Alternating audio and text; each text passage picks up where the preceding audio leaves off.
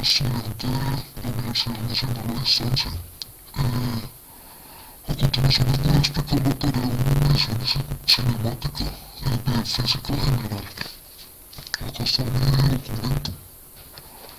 Entonces lo vamos a explicar según el simulador de proyectiles de la Universidad de Colombia. Si se incluye la resistencia al aire, el movimiento es perfectamente parabólico. Entonces aquí vamos a lanzar un proyectil donde no ponemos la resistencia al aire. Y a continuación vamos a lanzar un proyectil poniéndole la resistencia al aire. Entonces vemos que no, cuando se incluye la resistencia al aire, el movimiento deja de ser simétrico y se vuelve dependiente del momento y la fuerza del viento. Como podemos observar en la simulación, la resistencia del viento genera un cambio en el movimiento variado y a la vez los componentes horizontales y verticales como lo observamos en esta imagen. La segunda pregunta es si se incluye la resistencia al aire, el componente horizontal de la velocidad permanece constante. Entonces, aquí vamos a lanzar el proyectil nuevamente sin resistencia al aire.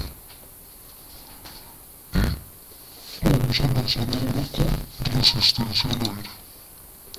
Entonces, después de hacer esta simulación, la componente horizontal varía según la magnitud y la dirección del viento.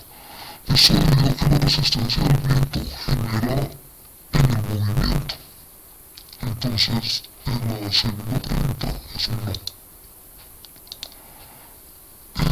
La tercera pregunta es si se incluye la resistencia del aire, únicamente existe una componente vertical hacia el lado de la aceleración. Entonces, cuando incluimos la resistencia del aire y lanzamos el proyectil, no se incluye la resistencia del viento a la componente vertical, ya que se le iguala la masa del objeto por la gravedad. Y entonces aquí podemos aumentar el peso o la masa. Y podemos poner 200. Y lo vamos a volver a lanzar. Listo, entonces vemos que no se incluye resistencia al viento ni a la componente vertical. La pregunta 4.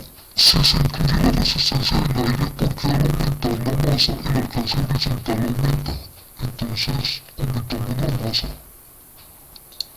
a 300 kilogramos y lanzamos el proyectil.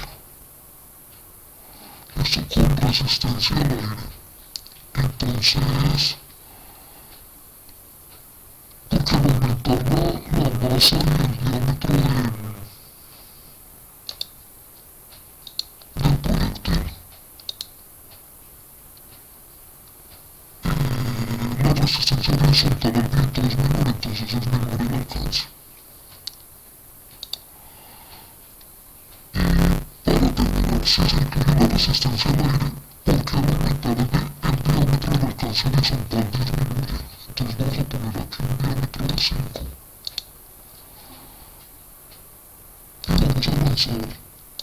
Y vamos a lanzar el proyectil.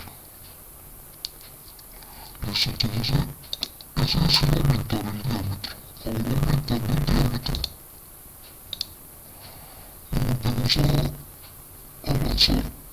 Y vemos que la fuerza horizontal del aire es directamente proporcional al diámetro.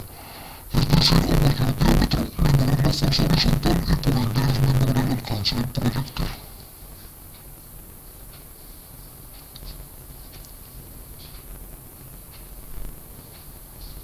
Listo. Muchas gracias.